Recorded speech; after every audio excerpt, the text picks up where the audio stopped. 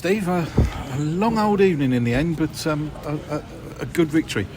Yeah, very good victory. I think we knew what we were going to get from a Matt Gray team. You know, they're big, they're strong, they're physical. They overpower a lot of teams.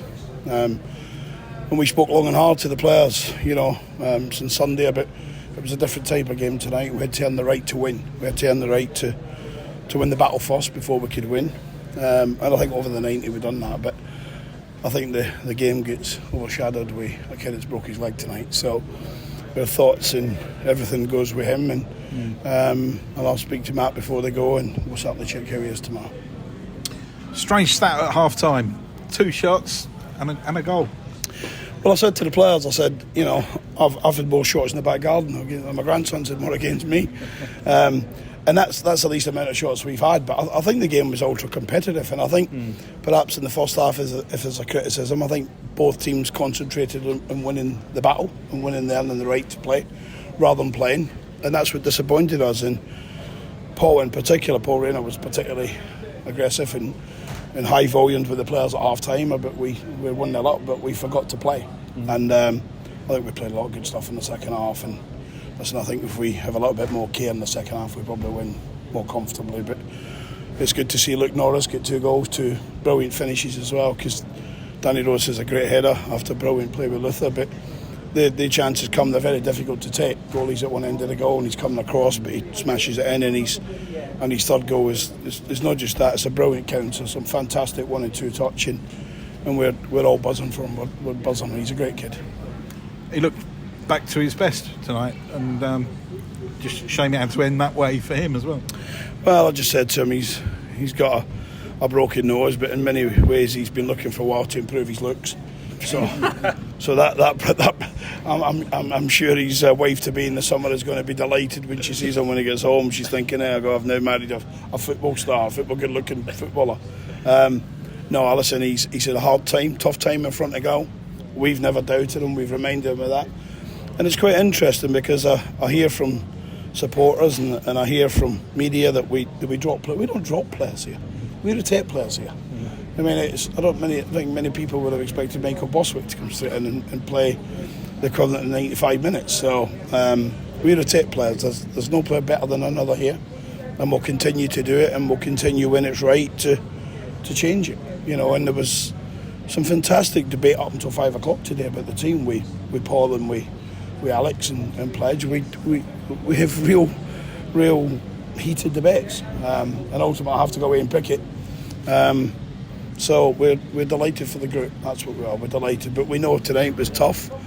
And I said to the players after Crawley, before Crawley, it was a tough week away to Crawley, and Kevin's under a bit of pressure. So the boys love him there. Some of them played for me. They tell me. And then we got Swindon, who's arguably the best football team outside the Championship. So in terms of playing football, so that's a different type of test on Saturday. It was a bit of a wow. You talk about the strength, we keep talking about it. It was a bit of a wow when we looked at the subs bench. It's just so strong. Any of those players have probably started more games than they haven't so far this season, but you kept your substitutions till late as well. Yeah, listen, I just think when you're in the heat of the battle, we've all seen, haven't we, 2 or 3 ahead, then we have the long stoppage because of the kid, and we've all seen when you go back into periods of play, somebody gets a goal because managers make substitutions and they don't allow the players to be in the heat of the battle. We left it late because they were in the heat of the battle, and they would have needed a few fighter jets to get back from 3-0 down when I made the subs. So from that point of view, we just pleased. The group knows they come in today, they don't know who's going to play, they don't know what shape we're going to play, they don't know the personnel, but they're buzzing off it. And the lads who were on the bench tonight who are doing some running now, they were the first in the dressing room, and you see them on the pitch afterwards, cuddling and clapping them. But they've got a fantastic dressing room, and I'm proud of every one of them. Lots of yellow cards. Well, the referee he got card happy, didn't he? Books Dan Sweeney, and I'm just looking to think, Gilby, what are you doing, ref? And well, listen, no doubt the assessor will tell me he was very good. I don't want to talk about the referee, really. I want to talk about how strong our performance was, going away to Crawley and dealing with a real strong physical Sutton side, who for me, I'm not going to sit here and say I think Sutton will be in the playoffs, but they'll be in the top group fighting for the playoffs, that's for sure.